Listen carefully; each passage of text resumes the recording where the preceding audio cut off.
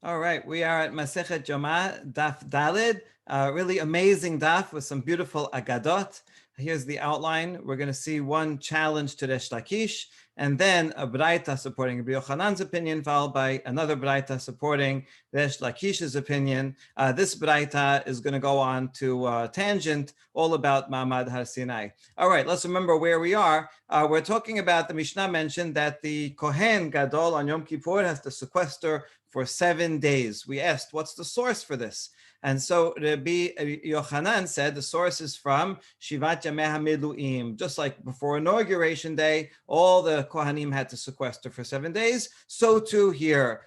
We saw there's a pasuk there that seems to be extra. We'll see today also another connection is that on both of them have to do with Acharei Mot, right? Nadav and Avihu, they die on Inauguration Day and their death is mentioned in the beginning of Acharei Mot, which is the laws of Yom Kippur. So there's a close connection there. That was Rabbi Yochanan's opinion. However, we had a challenge to that. Resh Lakish asked at the end of the daf last night, yesterday, well, if you're learning it from there, then that would mean that everything that you do on Inauguration Day is an essential. So too, it should be essential on Yom Kippur. But is that true? Let's say you didn't sequester the Kohen Gadol. Would that nullify everything that you did? If you're going to learn it from Inauguration Day, then that should be, then you should say so. But the Sagan Kohen Gadol, we don't sequester him, and yet he can go and become Kohen Gadol, right? And so he won't have been separated for 7 days. So then Resh Lakish offers his own answer, which is we learn it not from Inauguration Day, but rather from Moshe. Moshe Rabbeinu, before he goes up to Har Sinai,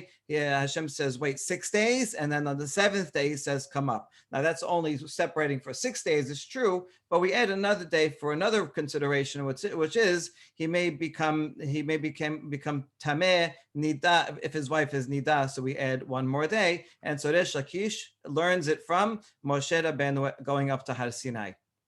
All right, now on that we have a question. Amar le Rabbi Yohanan leResh Lakish bishlama ledidi dealfina mimiluim hainu detanya ze vaze mazin alav kol shiva mikol chataot shehayu sham dehavayna me hazaa b'miluim. So Rabbi Yohanan says my answer is better because according to me, I learned it from the Inauguration Day, and it makes sense because we have say in the Baraita that we sprinkle the Kohen Gadol from Kippur, and the Kohen who's going to do the Paraduma. When we separate them for 7 days, each and every day, we sprinkle the person from all the Paraduma ashes that ever were before that we have saved up. We sprinkle it on the Kohanim during those 7 days. And that makes sense if I learn it from Miluim, because during the Yemei HaMiluim, also they sprinkled the Kohanim. Over there, they sprinkled it with blood, but still, it was a sprinkling. Ela ledidach de'elat misinai hazah b'sinai mihava. But you, Resh Lakish, you learned that the Kohen has to be sequestered for Yom Kippur and for Paraduma. You learned that from Moshe going up to Har Sinai. But was there a sprinkling regarding Moshe? No, there wasn't. Now it's true in Brita Aganot, the end of Mishpatim, Moshe does sprinkle blood on the people, but Moshe, we're talking about Moshe separating himself, and no one sprinkled anything upon him, and so therefore, Rabbi Yochanan says, my derivation is better and yours does not account for the sprinkling. So answer, Amar le ulitamich min yecha b'miluim dam hacha ma'im. Rabbi Resh Lakish counters, this is fine, even if you're going to learn it from the Inauguration Day, there, the Kohanim were sprinkled with blood. And here it's with water, the water of the Paraduma mixed with the Paraduma ashes. So you see, it's not the same anyway. But Rabbi Yochanan will say, halakashya detaneh Rabbi Chiya nichnesu mayim tachat dam. We have a Baraita, we're going to actually see this Baraita later in this stuff, that it's true, it was done with dam the first time, but after that, they made a paraduma, and from then on, the water replaces the blood as a sprinkling agent to cleanse. And so really they're equivalent, even though they're actually different liquids. But according to you, there was no sprinkling at all upon Moshe before he went up to Har Sinai. So really, yours is not a good parallel. Now, an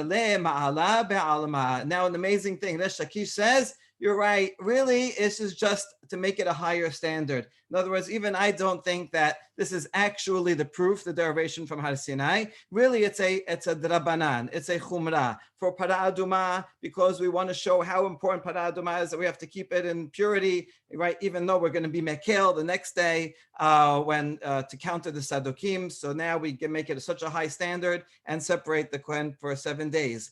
Now the amazing chidush here is that this would mean even the sequestering the Kohen Gadol on Yom Kippur, according to Resh Lakish, is also just ma'ala be'alma. Rashi here says, "Lichvod kenisat machaneh shechina," in honor of Moshe entering into the Shekhinah. No, in honor, equal to that, in honor of the Kohen Gadol going into Kodesh Kodashim. So we want to do something extra, but really it's only midrabanan, and the comparison to Moshe is only in asmachta. So that's quite an amazing thing. And Joel, I think this answers your question from yesterday, right? Because we wondered yesterday, Resh Lakish's challenge to Rabbi Yohanan was, hey, Rabbi Yohanan, isn't this a prerequisite according to you, right? And yet our Mishnah does not make it a prerequisite, because the skan does not have to sequester for 7 days. Now we wondered, right? You asked correctly. What about for Resh Lakish? If Moshe goes up and he goes into Kodesh Kodashim, now it could be that the Sgan Kohen, right? If the Kohen Gadol becomes Tameh, he'll have to do it, and he wasn't sequestered. So the truth is that according now it's okay. According to Resh Lakish, this is just a chumrah midrabanan to give extra a higher standard. But since it's unlikely that the Sgan will have to do it, so it's actually not actually required. So I think that could answer your question. Now, there's another answer I could bring from the Talmud Yerushalmi, which is a little different. If you look at Talmud Yerushalmi, that's the origin, right? Resh Lakish and Yohanan are from Eretz Yisrael, and you can see that that's a much more basic conversation, and the Bavli elaborates on it. It's like kind of reworks it. In the Talmud Yerushalmi, this is not a problem, because there, Resh Lakish does ask the same question. I actually could show it to you here. In the Talmud Rashi, Rabbi Shimon ben Lakish asks Rabbi Yohanan, says, "Ima el hamiluim me'akev afsir shel Yom Kippurim me'akev." His question was about me'akev, but in a different, not about the Kohen Gadol sequestering, but rather about when you have an ayil and a pod. So on inauguration day, each one requires the other. They're entangled. You need both of them. You can't bring with it one without the other. So he says, is that true for Yom Kippur also? That we have the pod and ayil and Yom Kippur, that each one requires the other, right? And then he says, well, yes, it does. I agree. So you see, it's not actually about the sequestering of the Kohen Gadol, so you wouldn't have the problem, that question from our Mishnah. In the end, Rabbi Manak comes and says, wait, you can separate them. You can have an answer. And he brings a whole list of laws where we learn A from B, even though we don't learn all the details from it. That in A, it is an absolute requirement, but the thing that we learn to B is not me'akev, is not an absolute requirement. So just because you learn something from somewhere, it doesn't mean that you have to agree that it's an absolute requirement. Okay, so there's two possible answers for Rabbi Yohanan, that he does also require it, or he could say that just because you learn it from there, not necessarily. We're going to come back to this, which will be the last thing on this stuff. So keep that in mind. All right, and now we get to the proofs. Tanya kivated Rabbi Yohanan, a proof for Rabbi Yohanan that we learn that the Kohen Gadol has to sequester for 7 days before Yom Kippur. That derivation is from inauguration day. Tanya kivated Resh Lakish. We also have proof for Resh Lakish that's from Har Sinai. So first, Tanya kivated Rabbi Yohanan, bezot yavo Aaron el HaKodesh. This is the beginning of Acharemot, the introduction to all the laws of Yom Kippur, and says, with this, Aaron will come. And that is talking about what's the topic there. Now, Maihi be'inyan de miluim. What do you mean, bezot yavo? What is bezot talking about? Bezot is the same thing that you needed for Yemei HaMiluim. Just like in the inauguration day, you needed the Kohen Gadol to separate for 7 days, so too here. Bezot is a reference back to inauguration day. Ma'amur be'inyan de miluim, Haron peresh shiva, v'shemesh yom echad, Moshe masar lo kol shiva, kedei lechanecho ba'avodah. And what was the whole purpose of it in inauguration day? There, Aaron separated 7 days, and then he served 1 day, that's Yom HaShemini, and Moshe taught him all 7 days all the laws to train him in how to do the service. It's the first time they're ever doing it. So that was needed. So too for all generations, the Kohen Gadol before Yom Kippur will separate for 7 days, and then he'll serve one day, Yom Kippur.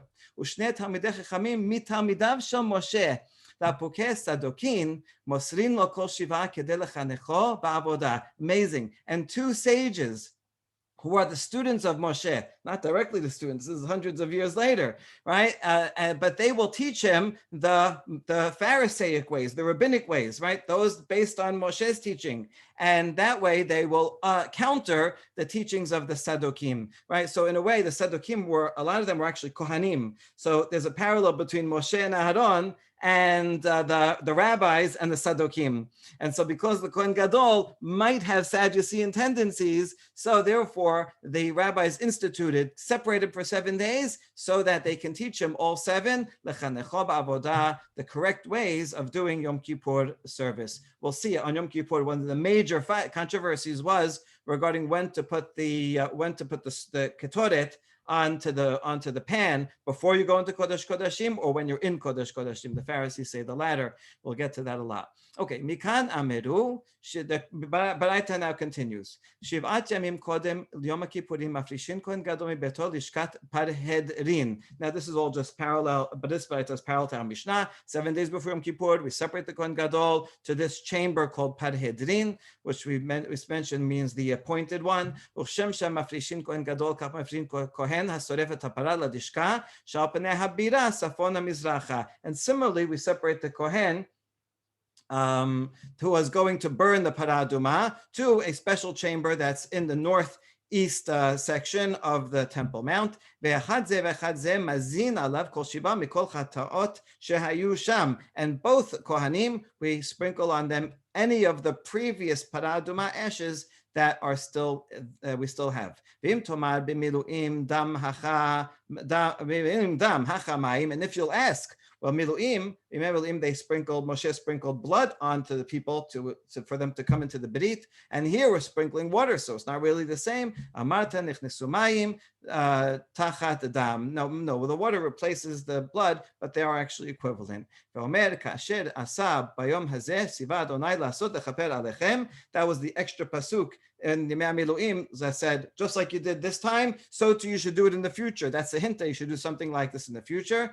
And there's 2 words, la'asot, elu ma'aseh para, lechaper, elu ma'aseh yom ha'kippurim. And so we're going to learn 2 things from those 2 words. V'hai bezot miba'ale ligufeh. Now a question. So that's the end of the Baraita. Now the Gemara is going to analyze the Baraita. You just learned this says bezot yavo Aaron el hakodesh, and you said the word bezot refers to separating for 7 days. Wait, but don't you need it for the rest of the pasuk? Bezot yavo Aaron hakodesh befar ben bakar, right? Lechatat va'ayil leolah. That he needs the korbanot. That's what bezot is referring to.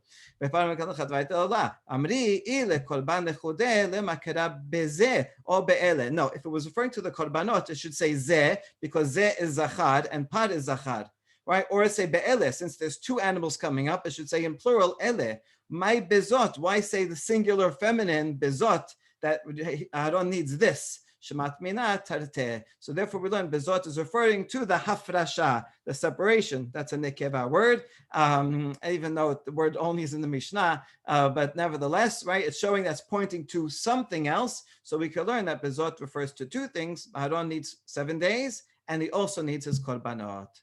Okay, now, my ve'omer, why is the Baraita add another here, ve'omer, kasher siva? If you learned it from bezot, why do you also need the pasuk, the pasuk back in Yemei Miluim to teach you that there's going to be future separation for the Kohen? Because if I only had this pasuk, I might think that maybe only the first Yom Kippur, bezot maybe is only for referring to the first Yom Kippur ever, that the Kohen has to separate, like in Miluim. But in future generations, you don't have to. Future years, you don't have to. Or maybe the first Kohen Gadol, Aharon. Every time he has Yom Kippur, he has to separate. But future Kohanim, Gedolim, no, because that pasuk, right, was talking about in Aharon's day. So therefore, Tashema kasher asa. So that's why bezot is not enough, and I need the other pasuk to teach me that this is true for all generations. All right, and now we get to the second Baraita, Tanya kevateh de Resh Lakish. We want to prove for Resh Lakish that we can learn from Moshe waiting for 6 days and then going up, that so too in the future, the Kohanim will have to wait for 7 days. Now, Moshe Allah be'anan v'nitkasa, be'anan v'nitkadesh be'anan kedei lakabel Torah l'Yisrael b'kedusha. Okay, so this Baraita says that Moshe went up into the cloud, and the cloud surrounded him, and he became holy there in order to receive the Torah on behalf of Israel in holiness. Shneimar vayishkon kevod Adonai al har Sinai. Ze haya maaseh achad aseret hadiberot shehayu techila l-40 yom divrei Rabbi Yosef HaGalili. Okay, so we're going to have two timelines here. So according to Rabbi Yosef HaGalili, who's a colleague of Rabbi Akiva, the third generation of Tanaim, so he says that all this happened after the giving of the Aseret HaDiberot. So in other words, right, they got, remember, right, Sivan, they arrived on Rosh Chodesh Sivan at Har Sinai, and they waited a few days. We're going to see a machloket in a second, which day was actually the Ma'amad Har Sinai, right? Let's either the 6th or the 7th. So let's say, whatever, either day, we'll see in a second. And so that day was everyone, all Bnei Israel were there. They heard the 10 commandments being spoken, right? But they didn't get to Luchot just yet. They only heard about it. The next day after that, then Hashem told Moshe, wait for 6 days, right, in the cloud. And on the 7th day, he says, okay, now I will teach you all the laws and give you the Luchot, and you'll bring them down after 40 days, okay? So that's the chronology according to Rabbi Yosef HaGalili. Rabbi Akiva omer vayishkon kevod Adonai merosh chodesh. Rabbi Akiva says something different altogether. I want to show you the Pesukim. You see, this is in Shemot Kaf Daled. This is, in other words, after the 10 Commandments, after at the end of Mishpatim, right? The next line right after this will be Parashat Terumah. So after all this, Hashem tells Moshe, after the 10 Commandments, come up to me, and I'm going to give you the Luchot. So you see, all this makes sense according to Rabbi Yosef HaGalili that this is after the 10 Commandments. And then so Moshe, they go up, and Zekanim says, you stay here. And then Vayal Moshe Har Sinai, so Moshe goes up, the cloud surrounds, and Hashem's glory is on Har Sinai. The cloud is covers. Now, by Chasehu, who is the who referring to? According to the Rabbi Yosef HaGalili, we just said, by Chasehu is Moshe.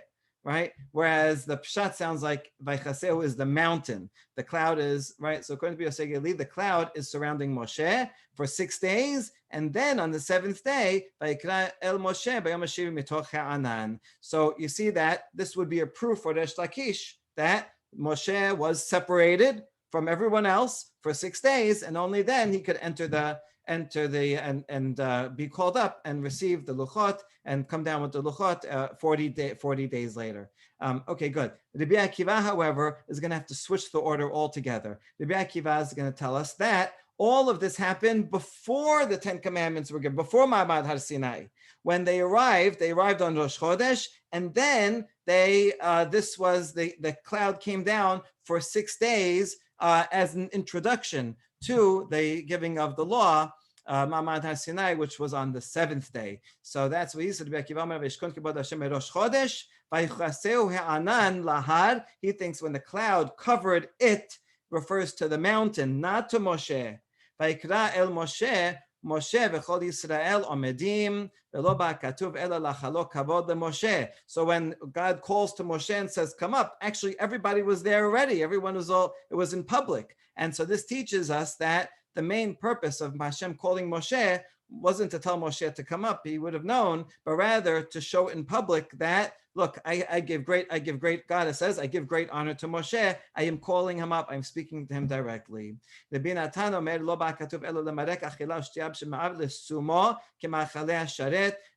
Natan basically agrees with Rabbi Akiva's chronology, but slightly different reason. Why did he have to wait for 6 days? In order to cleanse all the food that was inside him, because he had to be like an angel, so that he could be prepared for the next 40 days.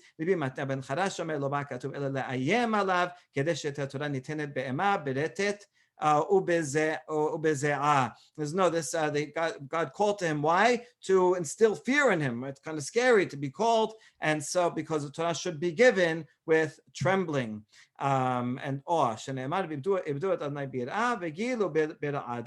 Right, famous pasuk that you should rejoice, serve God in fear and rejoice in trembling. It sounds like a paradox to rejoice in trembling. When you have a joy of fulfilling the mitzvah and receiving the Torah, it's very joyful, but nevertheless, it's not a lightheaded joyfulness, but rather a serious trembling one.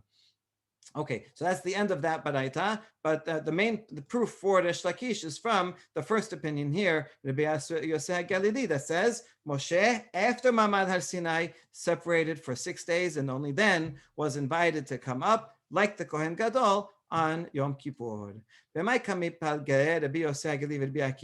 these two opinions we just had, we saw that there's a machloket regarding when does Exodus 24 happen? Is it after Mamad Har Sinai? So the Torah reads in chronological order, or is this chapter actually did it happen already before Ma'amad Har Sinai? And so that's gonna coincide with another machloket between Tanaim.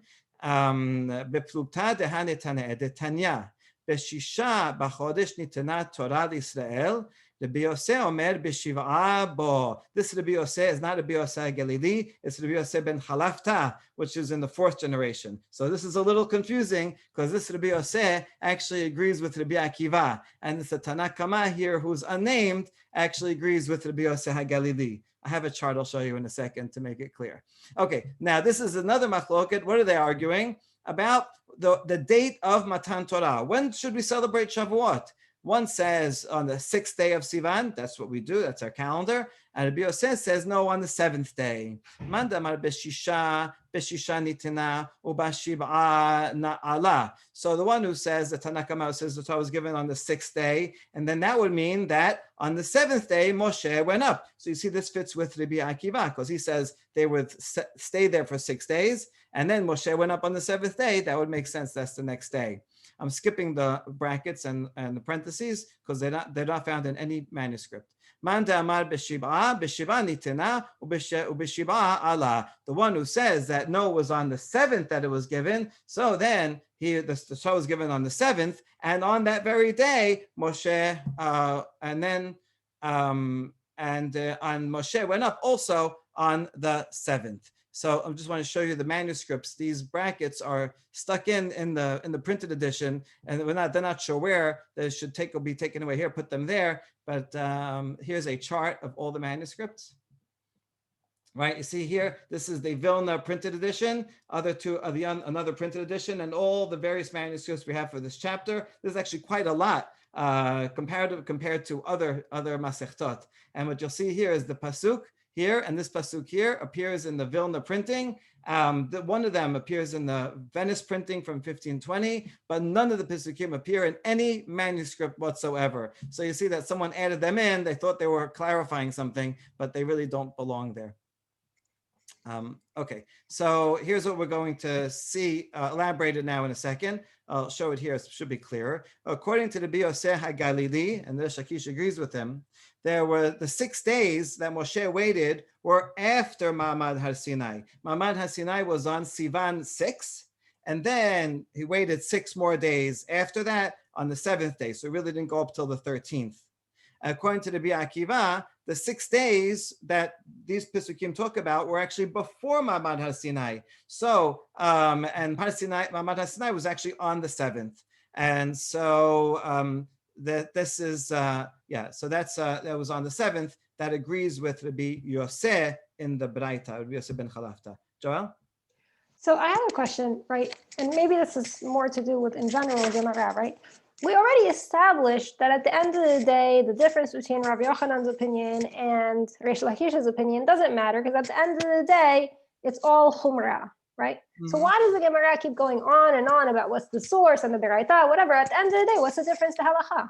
Great question. It doesn't make a difference for the halacha, although it could, because depending on where you derived it from, that might make a difference. Is it ma'akev, right, or not?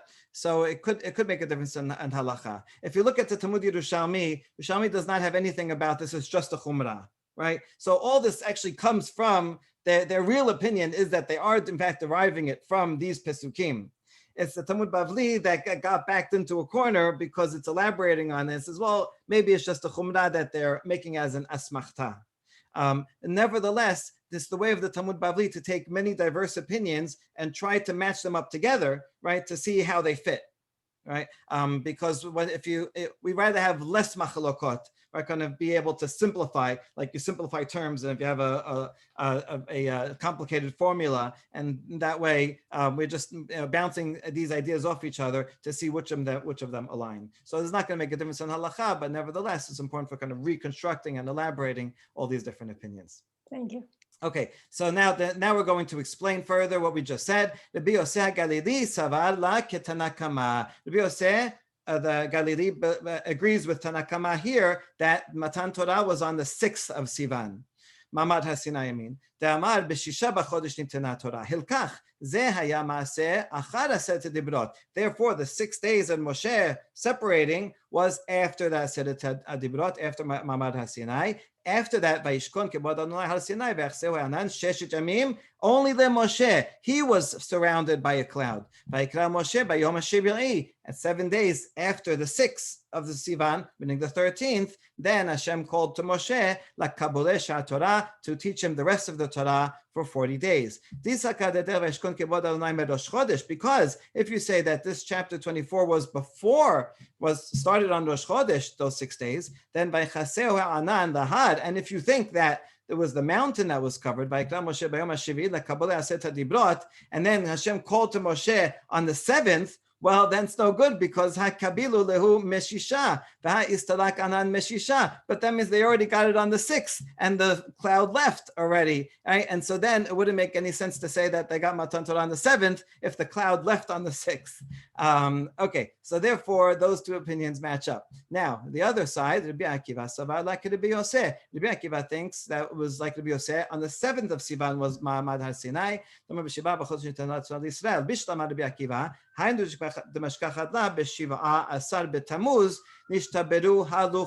According to that, now if you do the math, right, we have a tradition that it was on the 17th of Tammuz, the fast day, that's when Moshe came down and broke the luchot. And that has to be 40 days after he went up.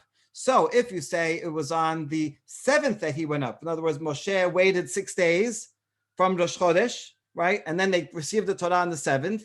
And then you have 24 days left of Sivan, B'shitzar de Tammuz, and then 16 more days in Tammuz. So that's 40 days. Maluluhu arba'in yomin. He was up on the mountain. The next day, 17th Tammuz, he comes down with the 10 commandments, and he sees that they did and they broke them. So according to Rabbi Akiva, the chronology all works out just fine. But according to the other opinion, with that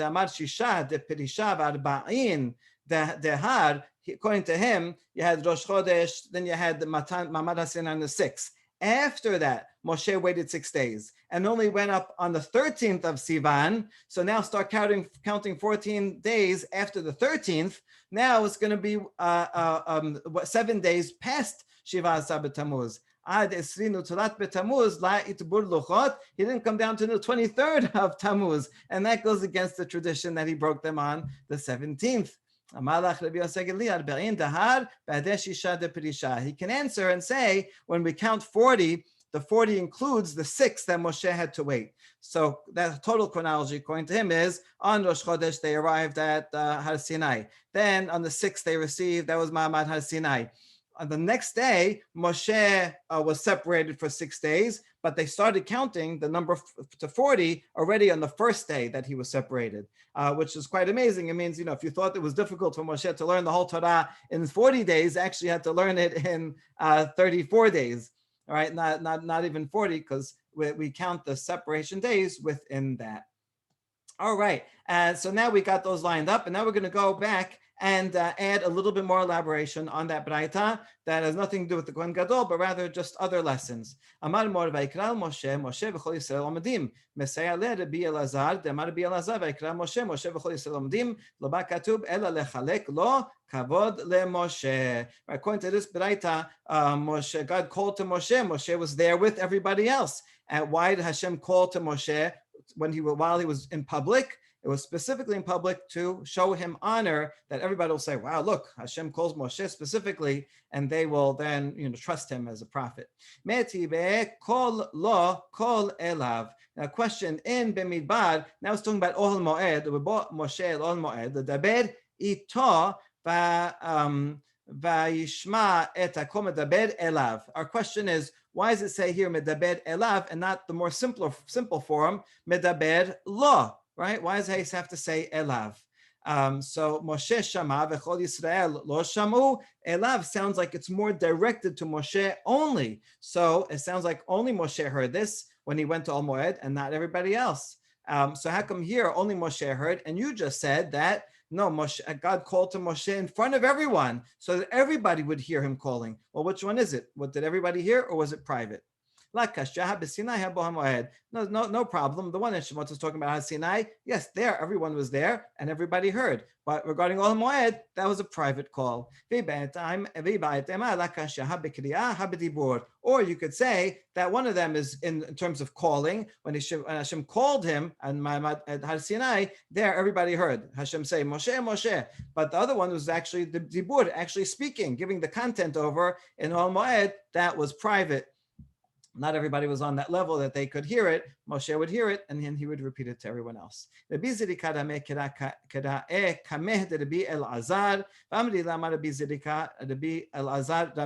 one of these sages lifted up two Pesukim to contrast them with each other. Challenge. These two Pesukim look like they're contradictory.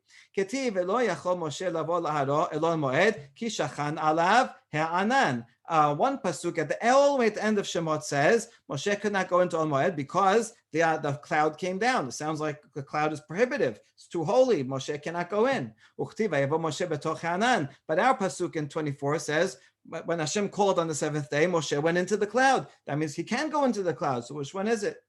The answer is that really Moshe cannot go into a cloud. But in the case of Exodus 24, Hashem, as if grabbed Moshe and pulled him in and said, no, you can be here with me for this special occasion. That's kind of shows in a graphic way how important that invitation was and how intimate and close that relationship was that Hashem pulled Moshe in. They're making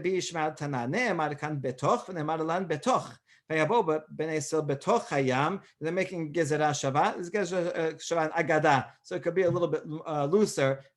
Just learning the important lesson. So when Bnei Yisrael went through the sea that split, it says the word betoch. And here also, Moshe went betoch ha'anan. So malalan shevil dichtiv hamayim lem choma afkan shevil. Just like when you're going to Kiryat Yam Suf, the water was on the right and the left, and they had a pathway. So too, when Moshe entered the cloud, it says betoch. There was a pathway that opened, and Moshe could go through. Vayikra el Moshe vaydaber. Lama iktim kiri'ah ledibur. Why does it have to say both? Vayikra, God called to him, and he spoke to him. Just say God spoke to him. It teaches you respect etiquette, that you should not tell your friend something before you call him first, right? This is like, my teenagers, they don't know how to use the phone. They call you, just pick up and say, what? No. You either say, hello, how are you doing? How's your family? And then you go into the conversation. So you're supposed to be polite. We learned that from Hashem, that the way he is shows proper etiquette in calling Moshe first. The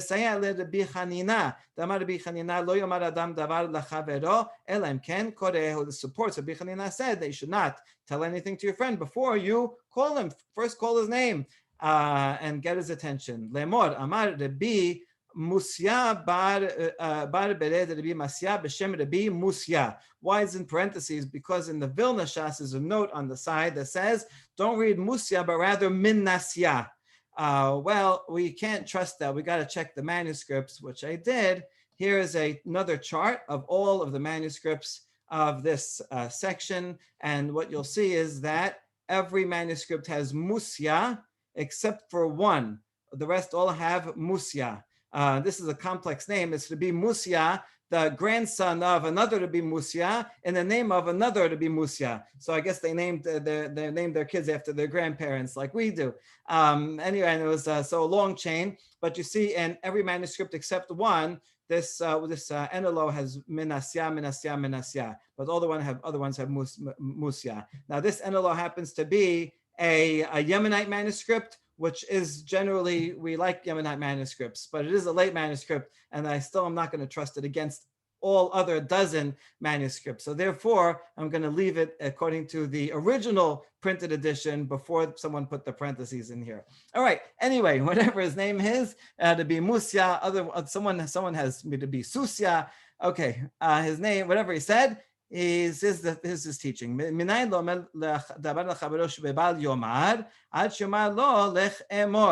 you know that if I tell you something, you should not go and repeat it until I give you permission to share it, right? You should assume that whatever someone tells you is private information. It's, oh, he just told me that. Okay, this is good. This is a good lesson, especially in the age of social media. You can just forward every text that someone sends you. So it could have just said, God told him from Mol Moed. What's le'emor? It's a contraction of lo emor. Hashem is telling it to Moshe, saying, I want you to repeat everything I tell you to Bnei Israel. So only if you get explicit permission, then you can repeat it. Otherwise, not. All right, we just have one more section. We finished those Baraita and the expanded Agadah regarding Har Sinai. Very beautiful lessons. And now we go back to Yohanan Resh Lakish. Mekalal de Talvayu Sevira Lehu Miluim. So you see that both Resh Lakish and Rabbi Yohanan must think that regarding Yemei HaMiluim, everything that was mentioned there is in fact absolutely required, right? You can't do without any of them. The itmar miluim, Rabbi Yochanan, Rabbi Chanina, Chad amar kol hakatuv behen me'akev behen, v'chad amar davar me'akev ledorot me'akev behen, she'en me'akev ledorot, en me'akev behen. Because after all, we do have a machloket between Rabbi Yochanan, that's Rabbi Yochanan, and another says Rabbi Chanina. We don't know who said which, but one of them says everything that's mentioned in that chapter of the inauguration day is absolutely required. And the other one said only if it's required for future generations, then it was required then, otherwise not. So in other words, not everything is required. So who said which one? Well, Tistayim to Rabbi Yochanan Huda Amar Kol HaKatuv Behen Me'akev Behen. Must be Rabbi Yochanan. He's the one that says everything there is in fact required. Midikamaleh Rabbi Shimon ben Lakish Rabbi Yochanan Ima Milim Kol HaKatuv Behen Me'akev Behen V'lo Kama Hadar Le V'lo Midi Tistayim. If you remember all the way back at the end of yesterday's daf, which is what we started with today, right? That Rabbi Resh Lakish's challenge to Rabbi Yochanan was, everything in Miluim is absolutely required, and you're learning it from there. So shouldn't you learn for Yom Kippur also that everything here is absolutely required, and he has to say 7 days? Otherwise, it's no good. And Rabbi Yochanan did not give an answer. He said, well, what do you think, right? So if the fact that he didn't give an answer, it means he agrees in principle that yes, everything is absolutely required. So since Rabbi Yochanan is the one that says it's required, then it must be that Rabbi Chanina is the one that says that not everything is absolutely required. And tomorrow we're going to go into this machloket further and see what is it talking about, what are the particulars that are required or you're supposed to do, but if you don't do them, then it doesn't undo the whole thing. So we saw these two, but I taught supporting these two opinions, and lots of wonderful agadah in the middle. Baruch Adonai le'olam, amen.